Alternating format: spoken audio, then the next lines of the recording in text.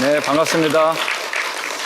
우리 지난주에는 인류의 기원에 대한 얘기 나눴는데, 인류에 대한 기원은 뭐 그렇게 어렵지 않아요. 빠진 고리한 게 없고, 그 다음에 우린 사람은 정말 동물하고 다르잖아요. 근데 그래도 우리가 모릅니다. 스스로 모른다는 얘기죠.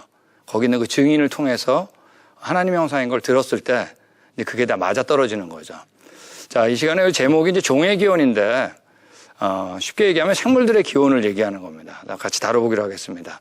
자, 우리 매번 다루는 것처럼, 자, 우리 언제 가져왔다고요? 네, 처음 가져왔습니다. 이게 이제 감격이에요. 그분 좋은 분이고 전능한 분이기 때문에.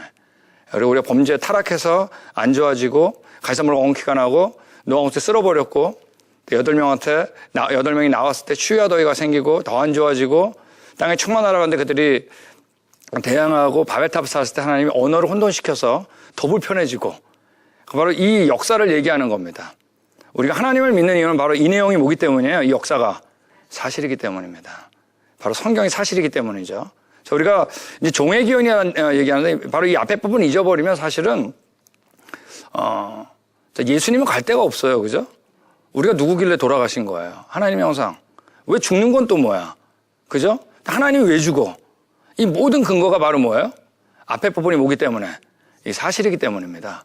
그래서 우리가 이 앞에 부분을 회복하는 게 너무 중요한데, 문제는 이 시대가 무슨 시대예요? 이 진화론 시대입니다. 바로 여기 나와 있는 한 단순한 생물에서도 모두가 파생됐다라는 게 바로 진화론입니다. 그래서 이 시간에 우리 생물에 대해서 초점을 맞춰가지고 진행을 좀 하기로 하겠습니다. 자, 화석부터 좀 하겠는데, 제가 여기 화석을 좀 가져왔습니다. 여기 진짜 화석이거든요. 이게 물고기 화석이고, 여기 2개밖에 안 보이지만 뒤에 더 많아요. 사이사이에 더 많아요. 정말 지구상에 화석이 많아요. 그리고 여기 이제 암모나이트 화석입니다. 물고기에서 암모나이트 화석. 자, 분명한 건 제가 여기 있는 걸 봐선 이 화석들은 과거에 살았었을까요? 안 살았을까요? 안 살았는데 어떻게 시체가 있어요? 화석에 대한 정의는 뭐냐면, 여기 있는 것처럼 돌 속에 보존될 과거 생물들의 시체나 흔적이에요. 분명한 건 뭐냐면 과거 얘기를 담고 있다는 얘기입니다. 자, 여러분, 진화론도 과거에 있었다 그러잖아요. 그럼 화석하고 진화론은 잘 맞아떨어져야 되겠죠? 자, 이제 이걸 우리가 먼저 보기로 하겠습니다. 여러분, 진화론자들 예나 지금이나 진화의 순서를 이렇게 얘기해요. 조개와 같은 해양 무척동물이 헤엄치는 연습을 자꾸 하다 보니까 물고기로 진화했다 그럽니다. 근데 물고기가 웬일인지 육지를 쳐다본 거죠? 걷는 연습을 자꾸 하다 보니까 앞다리가 쓱 뒷다리가 쓱 그래가지고 개구리와 같은 양서류가 된 거예요. 근데 아시는 대로 개구리 알 말랑말랑하죠? 육지에서 자꾸 터지니까 알 나는 걸 계속 개선하다 보니까 딱딱한 알을 낳게 된 도마뱀과 같은 파충류가 됐다는 얘기입니다. 근데 파충류가 웬일인지 감히 어딜 쳐다본 거예요? 그럼 하늘을 쳐다보고 자꾸 나는 연습을 하다 보니까 앞발이 날개로 피부가 깃털로 변해서 새로 진화했다는 얘기입니다. 한편 어떤 파충류는 나는 거에는 관심이 없었는데 알 낳는 거를 계속 개선한 거예요. 그러니까 어느 순간 알이 한 단계 빼버리고 바로 새끼를 낳는 소와 같은 포유류가 됐다는 얘기입니다. 포유류가 계속 두뇌를 쓰다 보니까 가장 고등한 누가 됐다? 이게 바로 진화론입니다. 여러분 이 얘기할 때 다 웃으셨어요. 이게 웃긴 얘기 아니에요. 너무 진지한 얘기예요. 내가 어디서 왔다가 앞으로 어디로 갈 것이냐. 이 얘기예요. 웃긴 얘기 아니에요. 교과서에 있는 얘기예요. 어제 우리 지난번에 말씀드린 것처럼, 교과서에 맞는 것만 있는 거 아니죠? 이제 화석에 대한 얘기. 만약에 진화론이 맞다면 여기 있는 것처럼 진화되는 과정들, 중간중간이 메꿔줘야 될까요? 아닐까요? 당연히 메꿔줘야 되겠죠. 이제 이걸 보는 겁니다. 여러분, 화석 가운데 가장 많은 게 바로 뭐냐면, 여기 나와 있는 해양 무척동물 조개 같은 겁니다. 얼마나 많냐? 수백억이 넘어요. 제가 우리 미시건에 있는 코너스턴 대학에서 지질학 강사 생활할 때, 거기 석회암 지역인데, 그냥 다리에 걸리는 게 다 화석이었습니다. 그러니까 자갈을 주워줘도 화석이에요. 조금만 설명하면. 얼마나 많은지 몰라. 수백억이 넘습니다. 근데 여기서 모르지 않냐면 여기 나와 있는 이쪽에서 이쪽으로 물고기로 진화했다는 얘기입니다. 물고기 화석도 정말 많아요. 여러분, 여기 지금 물고기 화석이 있지만 뒤쪽엔 물고기 화석이 더 많아요. 여기 지금 보이죠? 그 사이에는 이 사이사이 다 있어요. 그러니까 물고기 화석이 얼마나 많은지 몰라요. 그러나 여러분, 여태까지 조개와 같은 해양 무척동물에서 물고기로 진화했다는 중간 단계 화석이 여러분, 지질학의 어떤 논문에서도 단 한 번도 발표된 적이 없습니다. 단 한 건도 없어요. 자, 여기 로스라고 하는 우리 동물학자가 얘기한 것처럼 화석기록이나 어디에서도 무척지 동물에서 물고기로 진화했다는 어떤 증거도 없다. 왜냐하면 여태까지 단 한 번도 발표된 적도 없거든요. 자, 이게 몇 년도 논문이죠? 1988년도입니다. 자, 이런 논문들은 대개 1980년도에 많이 나오는데 왜 그런지 이제 또 나누겠습니다. 자, 우리 물고기에서 양설이 없어요. 4-5개 발표됐다가 지금은 다 사라졌어요. 예. 아마 진화론자들이 가장 어려워하는 게 바로 이 새 아니겠어요? 기다가 난다는 건 정말 다르고 정말 다르게 생겼잖아요.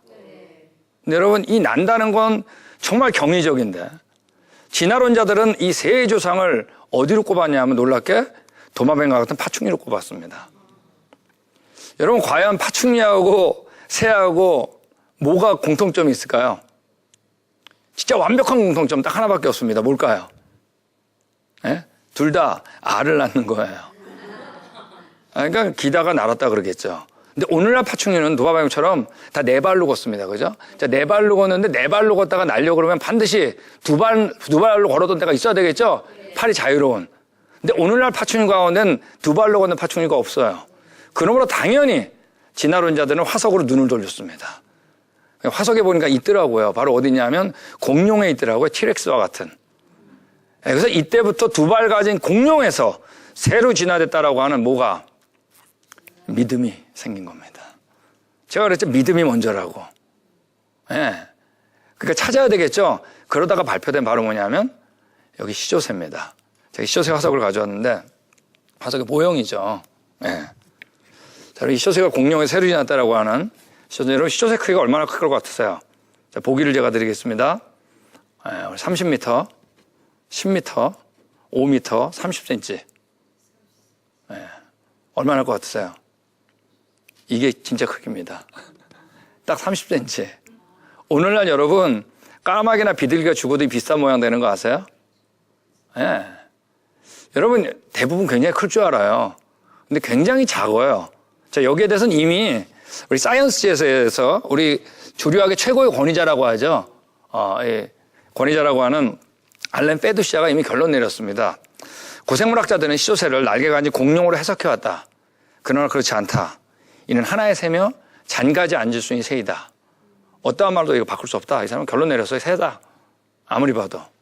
자, 이 시조새 하나만 가지고 학회가 열렸을 때 그때 나온 결론 중에 하나가 바로 뭐예요? 시조새는 파충류도 아니고 반조류, 반파충류도 아닌 한 마리 뭐예요? 근데 그래도 안 빠지는 거예요. 우리 2013년도에 ABC 뉴스에서 또 나왔잖아요. 새 또는 공룡이냐. 최근 영문이 시조새를 뭐라고요? 작은 새로 번복했다 그랬습니다. 여러분, 우리 한국에서 몇 년 전에 시조새 때문에 문제가 많았어요. 교과서에서 시조새를 진화진 거에서 뺀 겁니다. 근데 각 인터넷 신문에 뭐라고 나왔죠? 한국 교과부 창조론자한테 무릎 꿇다 이렇게 실린 거예요. 그냥 댓글이 쫙 나온 겁니다. 네. 여러분, 대부분 뭐예요? 네, 창조론자 뭐라고 하는 댓글이겠죠. 결국 한국 교과부가 어떻게 했죠? 다시 넣었습니다. 여러분, 이 시대가 창조론자한테 밀려가지고 그거 빼는 시대가 아니에요. 네. 여러분, 사실보다 무서운 게 댓글 아니에요. 네? 다시 넣었어요. 자, 제가 이때 우리 과학자들 많이 다니는 교회에서 이 시절에 이제 제가 세미나 한 적이 있었는데, 그때, 근데 한 앞에 앉아 계신 여자 집사님이 질문한 거예요. 과학자들 다 뭐 하냐고. 제가 뭐라 그랬겠어요? 저한테 물어보냐고. 과학자들 쫙 앉아 있잖아요. 과학자들 뭐 하세요? 그랬어요. 제가 이렇게 질문했습니다. 한 달에 과학 논문이 몇 편 나옵니까? 물어봤습니다. 수천 건 나오죠? 네, 맞다 그래요. 그 중에 몇 편 읽으세요? 그랬어요. 자기 전공 분야 읽기도 바쁘죠? 맞대요. 여러분, 과학자는 전지한 분이 아니에요. 아세요? 교과서가 무서운 거예요. 교과서는 보편화시키는 강력한 힘이 있는 거예요. 그러므로 거의 대부분 다라고 해도 과언이 아니에요. 중고등학교 때 배웠던 거 가지고 싸질머지고 무덤까지 가는 겁니다. 교과서 무서운 거예요. 그렇지만 결국에 빠질까요? 안 빠질까요? 결국 빠지겠죠. 그때까지 계속 우린 배우겠죠. 예. 공룡에서 새의 중간 단계. 시조새. 여러분, 알이란 거는 만만한 게 아니에요. 알은 살아있는 거죠. 숨을 쉽니다. 산소 들이마시고 이산화탄소 내보내야 되는데 현미경으로는 보면 안은 수천 개의 구멍으로 되어 있습니다. 숨을 쉬는데 필요한 딱 정확한 구멍이에요. 외막 있고 내막 있고 힘줄이 있고 노란자 흰자 공기주머니 그중에 하나만 잘못돼도 병활이 안 되는 겁니다. 여러분 이게 닭이 달걀 맞는 것 같으세요? 닭이 먼저일까요? 달걀이 먼저일까요? 이건 여러분 증인 모르면 몰라요. 우리가 본 건 다 뭐죠? 닭은 달걀에서, 달걀은 닭에서, 달걀은 닭은 달걀. 여러분 분명히 완벽한 달걀 낳는 닭을 만들었겠죠. 성경에 써 있어요. 왜? 채소를 지을 때 씨를 짓지 않고 씨 맺는 채소. 우리 지난번에 얘기했습니다. 우린 여러분 보이는 거에서 시작이 아니에요. 보이지 않는 전능자. 전능자라는 건 여러분 못하는 게 하나도 없는 겁니다. 여러분 얼마나 많은 공룡이 그래 절벽에서 뛰어내려야지 그중에 한 마리 깃털이 나오겠어요. 과학이란 건 여러분 관찰과 실험이 이루어져야 되는데 단 하나도 이루어지지 않은 겁니다. 자, 이런 중간 단계 화석이 없다라는 논문들은 1980년도에 갑자기 쏟아져요. 왜냐하면 1980년에 시카고에서 진화론자들 160명이 모여가지고 그때 나온 것 중에 하나가 뭐냐면 전이 화석이 있는지 발표해보자 이거였어요. 단 하나도 없었어요. 그러므로 이때부터 이런 논문이 더 많이 나와요. 자, 여기 나온 거 볼까요? 100년 이상 동안 찾아본 결과 화석 기록에 커다란 간격이 있다는 걸 알게 됐다. 자, 이 사람은 마이클 루즈라고 하고는 미국에서 최고의 진화론자입니다. 이 사람이 얘기한 것처럼 화석 기록에서 많고 많은 간격이 있다는 것, 이런 모든 간격이 연결될 리 없다는 걸 알아야 된다 그랬어요. 마크 리들리 정말 유명한 진화론자죠. 어떤 진화론자도 진화의 증거로 화석 기록 사용하지 않는다. 자, 오늘날의 창조와 진화 공개 논쟁 거의 없어요. 진화론자가 안 나와요. 제가 있던 창조과학 연구소, 미국에 지금 텍사스에 있습니다. 언제나 레디되어 있어요. 근데 화석은 더더욱 갖고 안 나와요. 바로 공격받기 때문에. 여러분 이분이 누구죠? 찰스 다윈입니다. 몇 년도에 썼다고 그랬어요? 1859년. 72년, 13년 후에 마지막 개정판입니다. 종회기원. 이때 찰스 다윈은 자신감이 뚝 떨어져 있었어요. 그 중에 하나가 바로 뭐냐면 화석이었습니다. 이 사람이 얘기한 것처럼 지질학은 그런 훌륭한 단계적 고리를 제시하지 않는다. 이는 자신의 이론이죠. 진화론의 분명하고 치명적인 반론이다. 분명하고 치명적인 obvious and serious objection. 화석은 진화와 반대다 그랬어요. 여러분 이 딜레마가 150년이 지난 지금도 단 한 건도 안 풀렸어요. 여러분 우리도 정리를 해야 됩니다. 전이 화석이 먼저 발견됐기 때문에 진화론이 나온 건가요? 다윈도 못 봤잖아요. 아니면 진화에 대한 믿음을 갖고 이때부터 전이 화석 찾기 시작한 건가요? 전자인가요? 후자인가요? 그래서 우리가 진화론을 믿음이라 그러는 겁니다. 믿음이 먼저예요. 자, 이제 앞으로 이제 정말 많이 나올 얘기입니다. 자, 이제 이 얘기는 이제 저랑 헤어질 때까지 이 세미나 끝낼 때까지 매일 나올 거예요. 너무나 중요하기 때문에. 여러분 우리 지구의 역사 그러면 자기도 모르게 떠오르는 단어 하나가 있습니다. 그게 바로 뭐냐면 고생대, 중생대, 신생대 이런 얘기 들어보셨어요? 네. 제가 전공이 지질학인데 지질학자들이 만든 겁니다. 자, 그걸 보면 이 표를 보면 그 옆에 더 잘게 나눴어요. 캠브리아기, 오도비시아기, 사우르기 쫙 더 잘게. 그 옆에 뭐가 있냐면 화석 이름이 있어요. 화석이 있는데 그걸 이제 그림으로 그대로 옮긴 겁니다.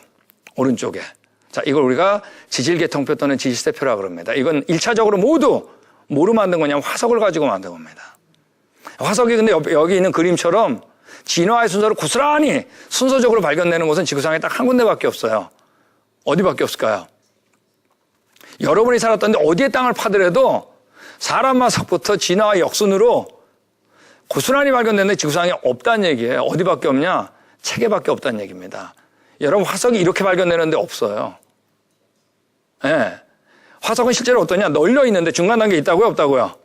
이미 없다고 얘기했죠? 널려 있는 걸 여러분 진화에서 발견 안 돼요. 이제 다 나눌 거예요. 진화가 맞다는 믿음으로 책에다가 모아온 겁니다.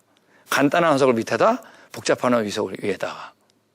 여러분 지구상에 이런 거 없습니다. 이거 없다는 건 모든 지질학자는 다 알아요. 여러분, 이게 진화의 증거가 아니에요. 혹시 여러분 이거 보면서 진화 맞잖아 그럼 곤란하다니까요. 이게 진화론 자체인 거 아세요? 근데 우리 이게 증거인 줄 알아요. 과학자가 한 번도 본 적이 없는데, 지구상에 어디에도 없는데 과학책에 들어있는 우리의 세계관에 너무나 큰 영향을 준 그림 하나를 꼽아라 그러면 이 그림입니다. 이 그림이 의미하는 바 나입니다. 나는 수십억 년 동안 진화와 멸종이 반복되다 내가 됐다. 이게 너무 중요해요. 이게 언제 만들어졌냐? 1872년에 만들어졌습니다. 이때 여러분 누가 가장 떨었을 것 같으세요? 이게 그 교과서에 들어간 거예요. 누가 가장 떨었을까요? 교회가 제일 떨었어요. 이게 맞으면 뭐가 틀린 거죠? 자, 이제 이 얘기는 우리가 이제 앞으로 나눌 얘기입니다. 그러니까 중요하게 오늘은 있다 없다. 없다라는 얘기만 얘기하는 겁니다. 교과서 얘기 조금 더 해볼까요? 이런 거 있습니다. 자, 우리 그 자연선택그래가 후추나방이라는 걸로 아직까지 교과서에 있어요. 자, 왼쪽에 있는 것처럼 산업혁명 이전에 나무 색깔이 밝았는데, 산업혁명 이후에 나무 색깔이 어두워졌다는 얘기예요. 자, 나무가 밝으니까 왼쪽에, 어느 나방이 더 잘 보이나요? 검은 게 잘 보이겠죠? 그러니까 검은 것만 잡아먹어가지고 하얀 나방 숫자가 많아졌다는 얘기예요. 산업혁명 이후에 나무가 어두워져가지고 하얀 게 눈에 잘 띄니까 하얀 것만 잡아먹어서 검은색 나방 숫자가 많았다는 얘기입니다. 그죠? 그래서 여러분 이게 하얀 나방이 검은 나방으로 진화된 건가요? 뭐만 바뀐 거죠? 나무 색깔 바뀌었죠. 근데 그래서 뭐가 바뀐 거죠? 나방의 색깔이 바뀐 건가요? 나방의 숫자만 바뀐 거잖아요. 이건 여러분 진화론하고 전혀 상관없는 거예요. 더군다나 이 논문은 여러분 조작한 논문이에요. 네이처지에서 나온 것처럼 죽은 나방을 나무에 붙여가지고 찍은 겁니다. 조작한 거예요. 자, 여러분 이게 얼마나 낮은 수준의 논문인지 제가 설명드리겠습니다. 자, 만약에 지금 여기는 용산구가 있다. 자, 이번에 오신 분들한테 제가 1년 드릴 테니까 우리 용산구의 나방을 다 카운트해 보세요. 이렇게 끔찍한 일을 왜 시킬까? 여러분 카운트 할 수 있겠어요? 없겠어요? 있었다 그래도 여러분, 있다고 해도 불가능하지만 이 나방이 옆에 거로 날아가서 줄어들었는지 날아와서 늘었는지 어떻게 알아요? 그러니까 얼마나 이게 낮은 수준인지 알겠죠? 더군다나 조작한 거예요. 이 논문은 1950년도에 쓴 논문이에요. 산업혁명은 1700년도 말이에요. 이 사람은 산업혁명 때 살아본 적도 없어요.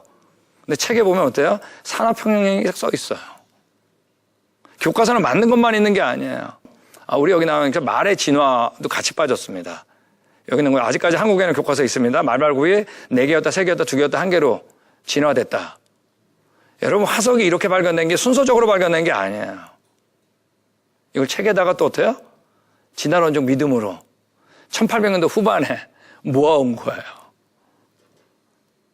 여기 나온 것처럼 말의 진화를 보여주는 미국 자연사 박물관의 처음 전시물은 제거됐다. 교과서에 이게 여러분 50년 동안 있었던 거 아세요? 4년 전에 없어졌습니다. 한국은 아직까지 있어요. 영향을 줄까요? 안 줄까요? 네, 주는 겁니다. 자, 이제 우리가 창조와 진화 이런 얘기를 토픽할 때 용어를 하나 우리가 좀 이해할 필요가 있는데 우리 같이 하겠습니다. 변이. 변이라는 게 있고 진화라는 게 있어요. 변이라는 건 뭐냐면 여기 있는 것처럼 한 종류 안에서 다양해지는 걸 변이라고 합니다. 제가 이제 종류라는 단어를 썼어요. 잘 주목해서 들으세요. 네. 여러분 하얀 강아지하고 검은 강아지 새끼를 낳으면 어떤 강아지 낳죠? 뭐 다양하게 나죠. 그렇지만 여전히 뭐죠? 개죠. 자, 이렇게 한 종류 안에서 다양해지는 걸 뭐라고 하냐면 변이라고 그럽니다. 여기 말도 마찬가지 다양하게 만드시면 여전히 뭐예요? 말이고 뭐 염색 질소가 똑같은 거예요. 닭도 마찬가지예요. 이건 여러분 전혀 문제가 안 되는 거예요. 자, 이제 지금 이 얘기하는 거예요. 이제 한 종류 안에서만 다양해지느냐, 종류에서 종류로 넘어가는 것도 가능하냐. 이 종류에서 종류로 넘어가는 게 엄밀히 말해서 진화예요. 그죠? 다윈이 말이에요. 1832년에서 36년까지 4년 동안 세계 일주를 하다가 갈라파고스라고 하는 섬에 갔습니다. 가보니까 핀치새가 있었는데 어떤 놈 부리가 짧고 어떤 놈 부리가 어땠어요? 길었어요. 널려 있는 걸 어디다 모았죠? 책에다 모았겠죠? 책에다 모은 거예요. 그리고 어떻게 했을까요? 이 부리가 점점 길어지면 나중에 핀치라는 종류도 뛰어넘어서 더 부리가 긴 까마귀나 앵무새 같은 거로 진화되지 않았을까 생각한 거죠. 자, 이게 바로 뭐예요? 진화론이죠. 근데 여러분, 한 종류 안에서도 부리가 다양할 수 있나요, 없나요? 원래 유전적인 재조합에 의해서 다양할 수 있는 거예요. 만약에 여러분 한 종류는 모양이 똑같아야 된다면 우리 키우는 개들 다 똑같아야 돼. 그죠? 원래 근데 이때 다윈은 뭐에 대한 개념이 없었냐면 변이에 대한 개념이 확실치 않았어요. 변하면 종류도 변할 줄 안 거예요. 실제로 엄밀히 말해서 변이라는 개념은 언제 나왔냐면 바로 이 멘델의 유전 법칙에서 나온 겁니다. 아시죠? 완두콩 실험? 여러분, 멘델의 유전 법칙 완두콩 실험이 한마디로 뭐예요? 노란 완두콩, 빨간 완두콩 교배했더니 다양해지는 거죠. 근데 아무리 다양해도 여전히 뭐다? 완두콩. 이게 바로 변이를 얘기한 거예요. 한 종류 안에서 유전적인 재조합에서 정말 다양하지만 종류가 변한다, 안 변한다? 안 변한다는 얘기입니다. 자, 근데 이게 언제 발표됐냐면 1866년. 다윈이 1859년이니까 7년 차죠. 7년이라는 건 거의 차이가 안 나는 겁니다. 안 나는데, 그림을 보시겠지만 이 멘델이라는 사람이 우리 복장을 보니까 뭐 하던 분 같으세요? 신부였습니다. 그래서 이 사람이 이 위대한, 사실 엄밀히 말해서 생물학의 첫 번째 법칙이라고 해도 과언이 아니에요. 이거를 냈는데 생물학자들이 너무 시시한 논문에다 내는 바람에 읽은 사람이 없는 거예요. 이걸 발견한 게 언제냐면 1900년이 됐을 때 발견한 겁니다. 그때 이미 다 뭐가 퍼진 거예요? 35년이라는 기간이 있었어요. 그래서 생물학자들이 얘기하는 거예요. 만약에 멘델의 유전 법칙이 제때만 알려줬어도 다윈의 진화로 이렇게 빨리 퍼질 수 없었다. 왜? 다윈이 얘기했던 모든 건 한 종류 안에서 다양해진 뭐니까? 변이였거든요. 자, 제가 종류라는 얘기를 쓰는 이유와 이제 이 얘기하면 꼭 나오는 질문이 뭐냐면 이런 거예요. 라이거는 어떻게 된 거예요? 그죠? 호랑이하고 사자하고 교배한 게 라이거 아니에요? 이제 이 얘기를 하는 겁니다. 그리고 왜 제가 계속 종이라고 하는 생물학적 용어를 안 쓰고 종류라는 단어를 쓰는지 이제 얘기하는 겁니다. 여러분, 우리가 종분류라는 게 있어요. 이런 거 혹시 기억나세요? 종속과목 강문계. 들었던 거 있던 것 같아요.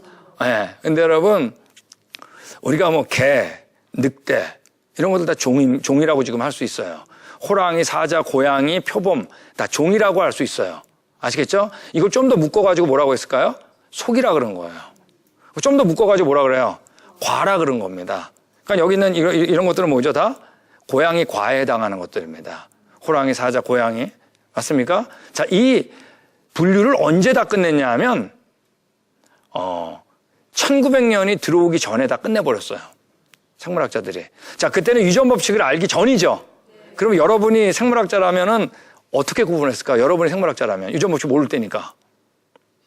그렇죠. 비슷한 것끼리 형태적으로 분류할 수밖에 없겠죠. 모양으로 해서 호랑이, 사자, 고양이 다른 종으로 놓고 좀 더 묶어가 좀 더 묶어가지고 과라고 한 거예요. 고양이과 안에 이들이 있는 겁니다. 고양이과. 되셨어요? 자, 근데 유전 법칙이 1900년부터 알기 시작했다 그랬죠. 그러니까 생물학자 분류하는 사람들 우리는 이제 생물학도 법칙으로 하자. 그러면서 형태적 분류로 해서 뭐로? 유전적 분류로 이제 바꾸자라고 제안을 한 거예요. 1920년도에. 그러다 보니까 종이 다른데, 아시겠어요?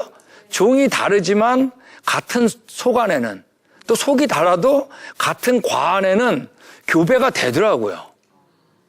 이미 정의를 바꿔버렸어요. 유전적인 재조합에서 나오는 걸 한 종이라고. 생식적 격리. 정의도 다 바꿨는데 실제로 해보니까 안 맞는 게 있었던 거예요. 자, 형태적 분류에서 유전적 분류 다시 바꿀 때 오차들이 있었을까요? 없었을까요? 많았어요. 개하고 늑대 다른 종이지만 염색 숫자 78개 똑같더라고요. 염색 숫자가. 그 과 안에서 교배가 되더라고요. 자, 그러면 이제 여기에 대해서 어떻게 했어야 될까요? 다 재편성을 해야 되겠죠? 재편성 했을까요? 안 했을까요? 이건 정말 어려운 거예요. 종이라는 게 기존의 형태적 분류에서 유전적으로 하니까 종인 것도 있고 맞는 거, 어떤 건 속, 어떤 건 어디까지? 과까지 가는 겁니다. 다시 분류하는데 다 교배시켜야 되잖아요. 또 교배시키기 쉬운 것도 있고 어려운 것도 있겠죠. 돈도 들죠. 시간도 걸리죠.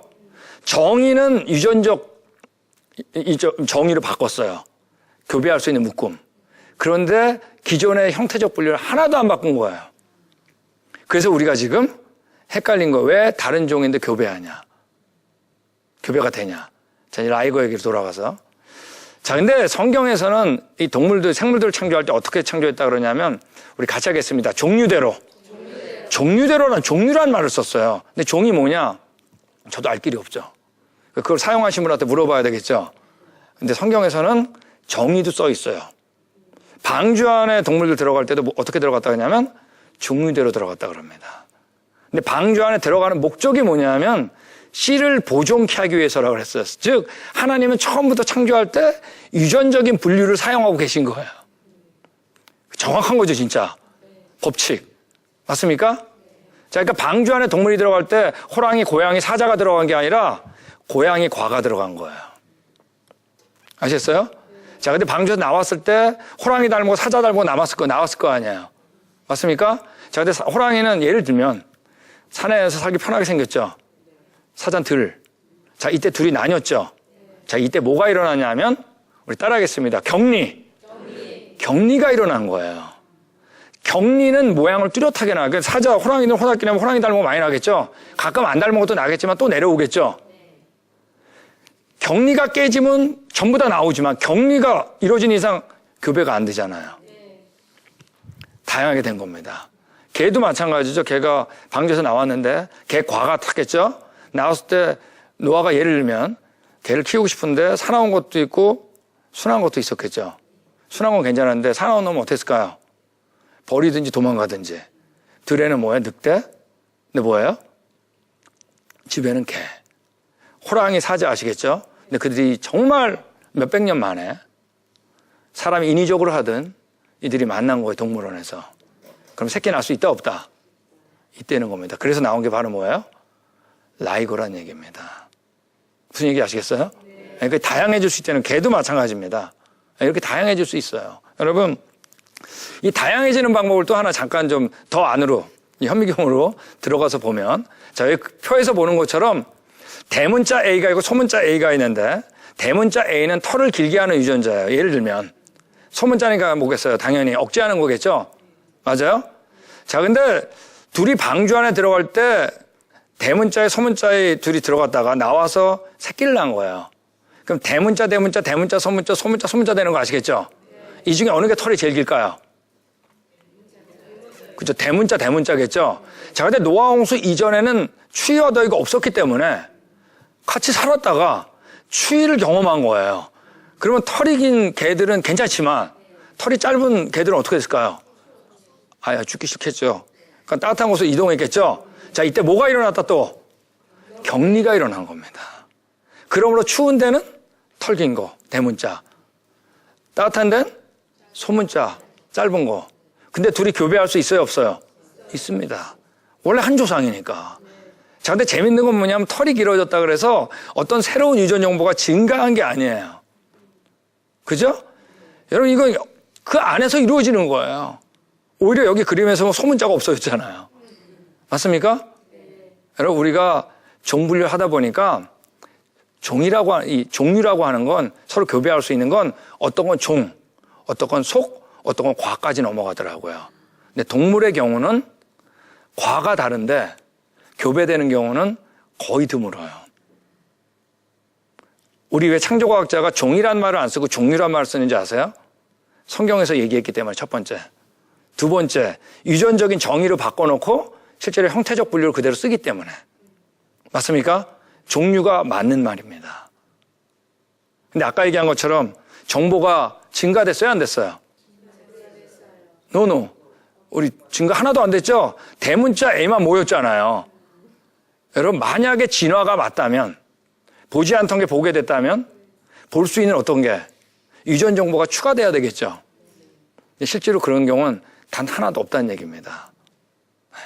여러분, 이런 얘기 들어보셨죠? 돌연변이. 그래서 우리 돌연변이라고 이제 이런 유전적인 복제가 되는 과정에서 착오가 일어나는 겁니다. 가장 이제 큰 영향을 주는 게 방사능 같은 것 때문에 돌연변이가 일어나죠. 자, 아직까지 교과서에 초파리 돌연변이 증거로 들어 있습니다. 엑선을 계속 쪼여가지고 다양한 돌연변이, 뮤턴트들, 초파리를 만든 겁니다. 근데 이때 여러분 결론이 뭐냐? 종류가 바뀐 적이 있을까요? 없을까요? 진화해진 거 될 수가 없어요. 건강하지 않았어요. 네. 그러므로 안 맞는 거예요. 여러분, 진화론자들이 돌연변이, 변이, 그리고 아까 호랑이하고 사자로 나뉘는 거, 이걸 우리가 종분화라 그러거든요, 지금요. 이걸 묶어가지고 뭐라고 이름을 최근에 바꿨냐면 소진화라고 이름을 바꿨습니다. 아직까지 발견된 적은 없지만 종류에서 종류로 넘어가는 걸 뭐라고요? 대진화라고 이름을 진 거예요. 매크로 이볼루션. 엄밀히 말해서 그 용어는 틀린 용어입니다. 마치 소진화가 되다가 대진화 된다고 생각을 했기 때문에 그 이름을 쓴 거죠. 사실 뭐예요? 변이냐? 진화냐? 오늘날에는 진화론자들이 소자나 대자도 안 쓰고 얘기해요. 그냥 진화라 그래요. 그러므로 들을 때 거기에 대한 개념 없이 들으면 변화하는 건 다 진화인 줄 알아요. 근데 엄밀히 진화는 뭐죠? 종류에서 종류로 넘어가야 되는 겁니다. 그것까지 아직까지 제로. 나머지는 뭐예요? 다 유전적인 재조합에 의해서 한 종류 안에서만 다양해지는 겁니다. 근데 유전 정보가 증가한 적이 있다 없다? 없어요. 여기 돌연변이도 없어요. 그러므로 여기 리스 패터너라고 하는 MIT에 있었던 분이죠. 이 사람이 얘기한 것처럼 어떤 참고문헌에서도 정보가 추가된 돌연변이가 발견된 적은 없다. 언제나 정보 손실이에요. 예를 들면은 분자 수준의 모든 연구, 이제 포인트 뮤테이션이라고는 점 돌연변인데 이런 경우도 돌연변이가 유전 정보의 감소를 일으킨다. 예. 그러니까 우리가 이 진화가 되려면 뭐 유전 정보가 증가돼야 되는데 그런 얘기가 없다는 얘기예요. 예. 여러분, 창조과학자들이 진화론자하고 공개 논쟁을 할 때 기본적으로 이 세 가지를 끝까지 물어봅니다. 저도 마찬가지로 개인적으로 얘기할 때 항상 이 세 가지를 얘기해요. 첫 번째, 중간 단계 화석이 있으면, 전이 화석이 있으면 하나 보여달라고. 없어요. 네. 종류가 변한 게 있으면 그들이 얘기한 대진화죠. 예를 좀 들어달라고. 단 한 건도 예를 못 듭니다. 또 하나는 뭐예요? 유전 정보가 증가한, 추가된 예가 있으면 하나 예를 들어보라고. 이 세 개는 꼼짝 못하는 겁니다. 이거를 진화론자들은 알아요. 어설프게 아는 사람은 몰라요. 근데 진화론 안에 들어갔을 때 이 문제가 심각하기 때문에 그들이 공개 논쟁을 꺼리는 겁니다. 분명한 건 뭐예요? 우리가 동물들을 묶을 때 교배할 수 있는 한계를 묶을 수가 있다 없다? 있다는 얘기입니다. 자, 그걸 제가 뭐라 그랬다고요? 종류라 그런 겁니다. 그 종류를 쓰는 이유 중에 하나가 아까 말씀드린 것처럼 유전적 분류에서 형태적 분류 넘어가는 애매한 거, 그리고 어디 써 있기 때문에 성경에 써 있는데 성경에는 이미 유전적 분류를 사용했다는 거예요. 씨를 보존케 하는 걸 종류. 바로 뭐라고 하냐면 종류대로라고 써 있는 겁니다.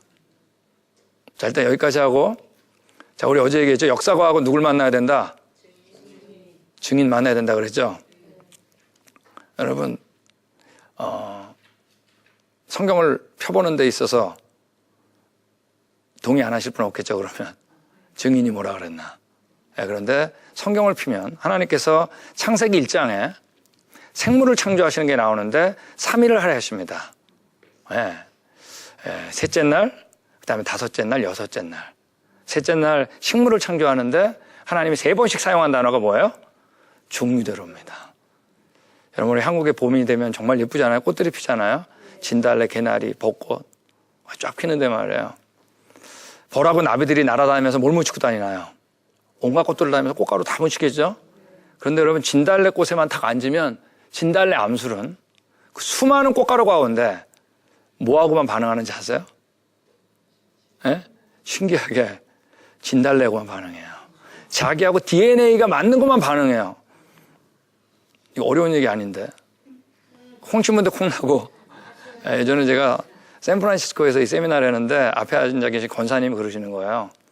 콩 심은 데 콩 나고 팥 심은 데 팥 난다 그 얘기하는 거 아니에요. 맞다 그랬습니다. 바로 뭐예요? 유전 법칙, 변이 이 얘기를 하는 겁니다. 다섯째 날 하나님께서 물고기하고 새를 창조하실 때도 2번씩 사용한 단어가 바로 뭐예요? 종류대로입니다. 물고기가 암놈이 알을 낳습니다. 근데 순놈이 수정액을 푸는데 자기 거 헷갈리는 순놈 없어요. 신기하게 알아봐요. 근데 헷갈린다고 알이 반응할까요? 안 할까요? 반응하지 않아요. 자기 거 지금 반응하지 않아요. 하나님께서 뭐라고요? 종류대로. 씨를 보존케 하기 위한 거. 여러분 재밌는 건 뭐냐면 하나님께서 종류대로 지었다는 건 유전법칙상 맞는데 이들에게 뭐라고 명령하는지 아세요? 예? 번식. 예. 리프로덕션. 새끼를 낳으라 그래요. 생육하라. 하루살이는 자기 짝을 하루 동안 못 찾으면 멸종입니다. 이 얘기는 처음부터 하나님 창조할 때부터 자기 짝이 뭔지 알았다 몰랐다? 알았다는 얘기예요. 예, 이것도 기가 막힌 거예요. 처음부터 그렇게 디자인돼 있어야 됩니다. 예. 여러분 이 새를 창조할 때도 하늘에 온갖 새들이 날아도 여태까지 다른 새한테 눈 놀리는 새 본 적 없습니다. 까마귀가 비둘기한테 눈 놀리는 거 보셨어요? 눈 놀린다고 알까요? 예, 처음부터 종류대로. 우리 여섯째 날 육지동물을 창조할 때도 하나님께서 5번씩이나 뭐라 그랬어요? 종류란 말을 썼습니다. 우리 진화론 하면 원숭이 다음으로 떠오르는 게 뭐냐면 기린입니다. 기린. 예, 근데 기린 여기 있는데 기린 보셨어요? 어떤 건 5m 되게 이제 7m짜리도 있습니다. 기린이 왜 못 이길까요?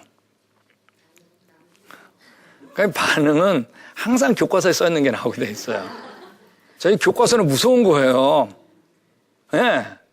보편화시켜 버리니까. 여러분 기린이 목 이기면 유리할까요? 불리할까요? 여러분 기린이 만약 우리의 심장을 가지면 다 졸도해서 죽게 돼 있습니다. 왜냐하면 이 혈압을 가지고는 중력의 반대 방향으로 피를 못 올려요. 예, 그래서 기린이 살아있는 육상동물 가운데 혈압이 제일 높은 겁니다. 심장 크기가 60cm, 심장 크기가. 이거를 펌프를 해줘야지 머리 꼭대기에 피를 올리는 겁니다. 자, 목 이긴 게 유리할까요? 불리할까요? 갑자기 바뀌죠? 불리하죠. 근데 여러분 이 고혈압이 또 항상 유리한 게 아니에요. 기린이 여러분 나뭇잎만 먹는 게 아니라 뭐예요? 물도 먹어야 되잖아요. 그래서 물 먹으려고 고개를 숙이면 심장에서 뇌로 피가 몰려가지고 뇌출혈로 다 죽게 돼 있어요.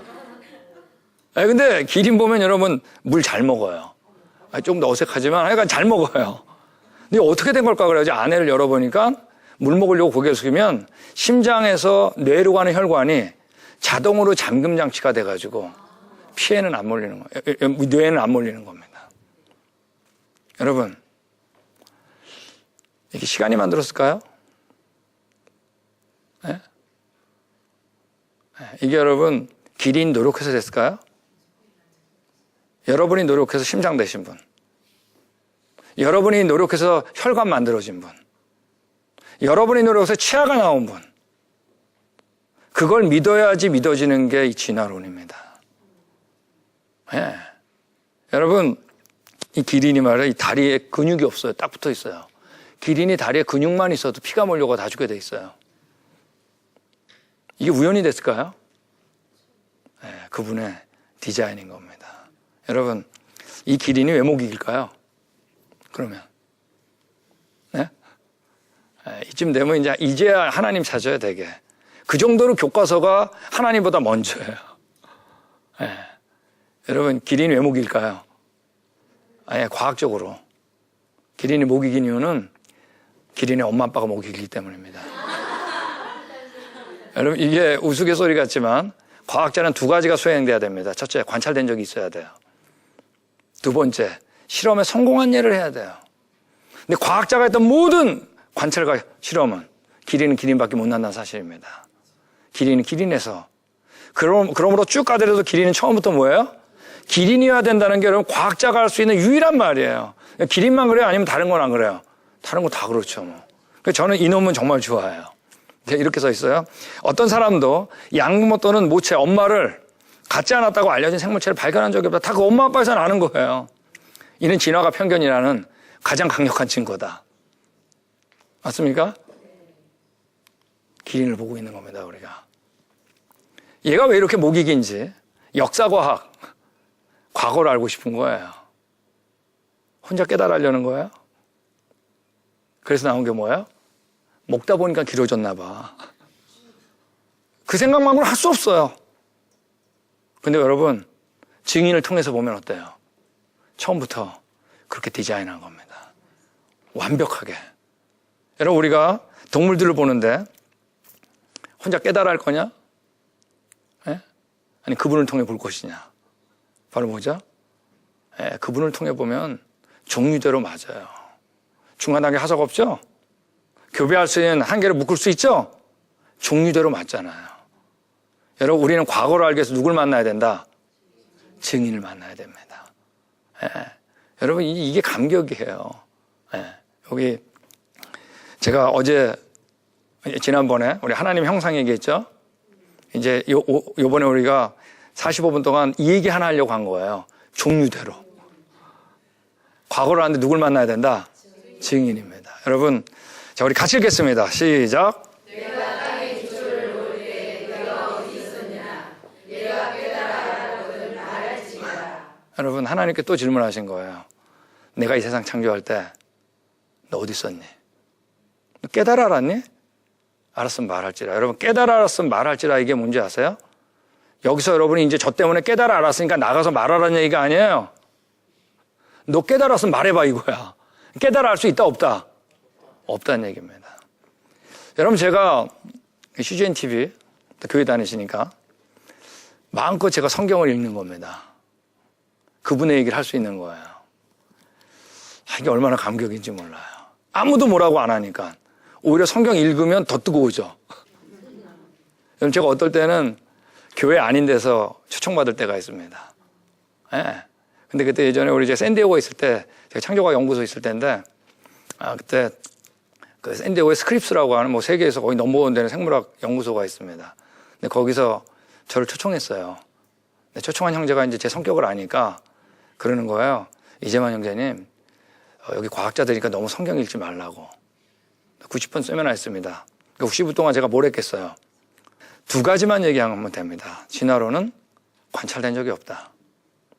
두 번째, 실험에 성공한 예가 없다. 과학자한테는 여러분, 이 얘기만 하면 끝나는 거예요. 다 끝났는데 질문 응답 시간이 있었겠죠. 질문 답변하고 질문하고 답변하는데 그때 한 분이 질문했어요. 그럼 뭐냐고. 왜 당신은 90분 동안 진화론 틀렸다는 얘기밖에 안 하냐고. 답이 뭐냐는 거예요. 네. 제가 답을 읽어봐도 되겠냐고. 하라 그랬겠죠. 그때 제 가방에서 성경 꺼냈습니다. 읽어도 허락 받았으니까. 받고 제가 읽었어요. 종류대로 하나님의 형상. 여러분, 과학자들한테 과학 얘기할 때 변하지 않더라고요. 이게 역사과학의 특징입니다. 누굴 만나야 된다고요? 증인을 만나야 됩니다. 거기 계셨던 증인 얘기 들으니까 종류대로 맞거든요. 여러분, 제가 과학 얘기할 때가 아니라 창세기 1장 얘기할 때 정리가 되지 않으세요? 역사과학 누굴 만나야 된다? 네, 증인을 만나야 되는 겁니다. 자, 우리 옆에 있는 분한테 인사하겠습니다. 우리는 증인을 만났습니다. 네, 이게 우리 인생의 축복이죠. 네, 수고 많으셨습니다.